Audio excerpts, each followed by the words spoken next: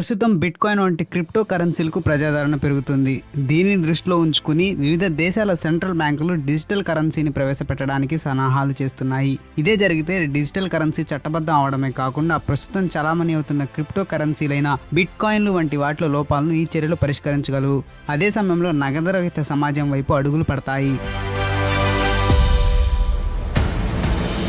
ఈ నేపథ్యంలో మొదటగా యూరోపియన్ సెంట్రల్ బ్యాంక్ ఈ ప్రక్రియను ప్రారంభించింది. EU central bank issued digital currency అధ్యయనాన్ని ప్రారంభించింది. అయితే ఇటీవల RBI కూడా ప్రభుత్వ మద్దతుతో డిజిటల్ రూపీని అభివృద్ధి చేసే సాధ్యాసాధ్యాలను పరిశీలిస్తుంది. అన్ని దేశాలు డిజిటల్ కరెన్సీని అభివృద్ధిని వేగవంతం చేయడంతో RBI కూడా డిజిటల్ రూపీ అభివృద్ధిలో ఏమాత్రం వెనుకబడి ఉండకూడదు. అసలు డిజిటల్ రూపీ సాధ్యమవుతుందా? దీని అవసరం ఏంటి? బిట్కాయిన్కు పోటీ ఇవ్వగలదా అనే అంశాలను ఈ 5 పాయింట్ల ద్వారా తెలుసుకుందాం.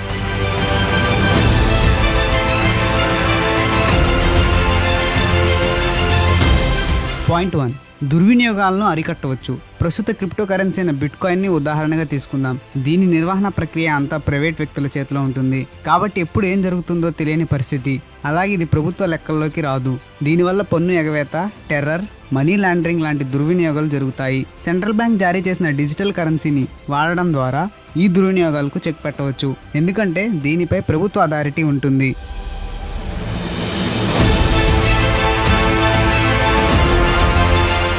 పాయింట్ 2, అస్థిరతకు పరిష్కారం. క్రిప్టో కరెన్సీ అనేది ఏ ఆస్తికి మరియు ఫిజికల్ డబ్బుకు సంబంధించినది కాదు. దీని విలువ అనేది ఊహాజనిత డిమాండ్ మరియు సరఫరాపై ఆధారపడి నిర్ణయించబడుతుంది. ప్రస్తుత బిట్కాయిన్ పరిస్థితి కూడా అంతే. దీని విలువలో భారీ అస్థిరత ఉంది. అయితే సెంట్రల్ బ్యాంక్ జారీ చేసిన డిజిటల్ కరెన్సీలు బంగారం లేదా ఫిజికల్ క్యాష్కు అనుసంధానమై ఉంటాయి. కాబట్టి వీటి విలువ స్థిరంగా ఉంటుంది.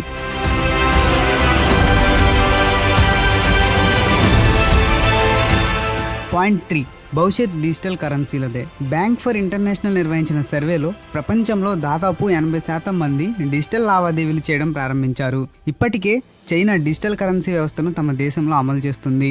చైనా అమలు చేస్తున్న డిజిటల్ కరెన్సీ పేరు రెనిన్బిన్. అటు అమెరికా కూడా డిజిటల్ కరెన్సీ వ్యవస్థను ప్రవేశపెట్టడానికి విశ్వ ప్రయత్నాలు చేస్తుంది.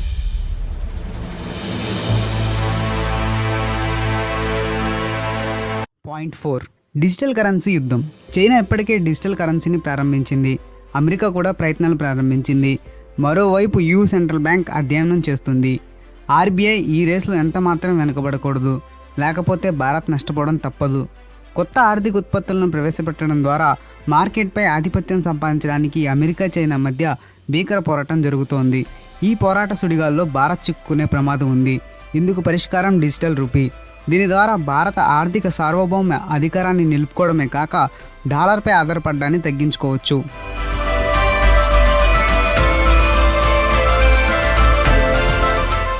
పాయింట్ 5, డిజిటల్ రూపీ యొక్క ప్రయోజనాలు. డిజిటల్ రూపీ అనేది RBI నియంత్రణలో ఉంటుంది. డిజిటల్ రూపీ అమల్లోకి వస్తే బ్యాంకులపై ఆధారపడడం తగ్గుతుంది. అలాగే పన్నులు కూడా తగ్గుతాయి. డిజిటల్ రూపీకి ప్రభుత్వ మద్దతు ఉంటుంది. కాబట్టి దీని ద్వారా మోసాలు నివారించవచ్చు. అదేవిధంగా క్రిప్టో కరెన్సీలో పెట్టుబడి అనేది రిస్క్తో కూడుకున్న వ్యవహారం. డిజిటల్ రూపీ వంటి అధికారిక కరెన్సీలో పెట్టుబడి అనేది సురక్షితం మరియు దీనికి ఎల్లప్పుడూ డిమాండ్ ఉంటుంది. డిజిటల్ రూపీని ఇతర ప్రైవేట్ టెక్నాలజీ సంస్థల అవసరం లేకుండానే ఫిన్టెక్ కంపెనీగా మార్చవచ్చు. ఇక్కడ మీకు సందేహం కలగవచ్చు, ప్రైవేట్ టెక్నాలజీ అంటే ఏమిటని.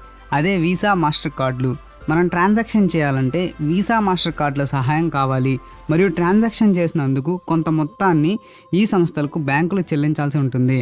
కానీ డిజిటల్ రూపీలో ట్రాన్సాక్షన్ చేయడానికి ప్రైవేట్ సంస్థలు అవసరం లేదు. దీంతో మన బ్యాంకులు ఏ టెక్నాలజీ సంస్థలకు ఫీజులు చెల్లించాల్సిన అవసరం లేదు. డిజిటల్ రూపీ వినియోగించడం ద్వారా నగదురహిత సమాజాన్ని ఏర్పరచవచ్చు. అలాగే పన్ను ఎగవేతలు నియంత్రించడంలో ఇది సహాయపడుతుంది.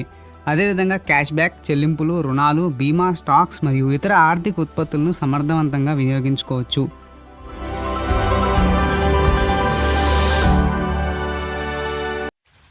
ముగింపు. డిజిటల్ ఆర్థిక వ్యవస్థ ఉపయోగించుకోవడానికి మరియు కాలం చెల్లిన బ్యాంకింగ్ వ్యవస్థ నుంచి బయటపడడానికి డిజిటల్ రూపీ అవకాశం కల్పిస్తుంది. అయితే డిజిటల్ రూపీని ప్రవేశపెట్టేందుకు RBI సరైన అధ్యయనం చేయాల్సిన అవసరం ఉంది.